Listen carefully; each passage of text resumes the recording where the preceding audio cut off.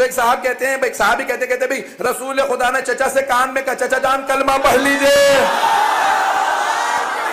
कुरैश के सारे सरदार बैठे थे, तो वो कहते हैं उन्होंने कहा, और जो 9वीं हिजरी में मुसलमान हुए थे, और जनाब अबू तालिब के जो विसाल रहलत है वो मक्के में हुई, वो मदीने में भी 9 हिजरी में मुसलमान हुए, कलमा तब पढ़ा। और कह रहे हैं रसूल खुदा से मैंने देखा सुना कि चचा के कान में कहा रसूल खुदा ने अपने चचा अबू तालिब से कुरैश के सरदारों की मौजूदगी में। तो मैं जल्दी जल्दी पेश कर रहा हूं पहला एतराज, जब सरदार बैठे थे तो तू वहां क्या कर रहा था?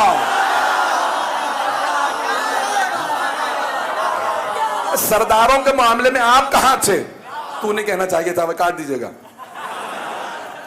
तो भाई आप सरदारों में क्या कर रहे थे? सारे सरदार बैठे थे। कहा नहीं सरदार थे। तो कहा भाई मैंने सुना। अच्छा जब कान में कहते हैं ना, आपने देखा मिंबर पे माबाज़ कोई बच्चा साथ में बैठा होता है, नौजवान उससे कान में कुछ कहता हूं, वो कान में इसलिए कहा जाता था दूसरे ना सुने। नहीं है मजमा, बात कान में वो कही जाती है जो दूसरों को ना सुनानी हो।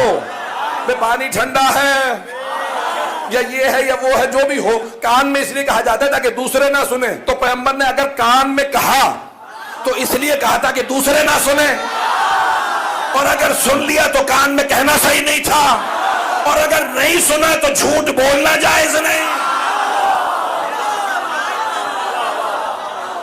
मुझे ताज्जुब है इन पे कि सुनने पे आते हैं कान में कहीं बात सुन लेते हैं, और नहीं सुनने पे आते तो गदीर में चीख चीख के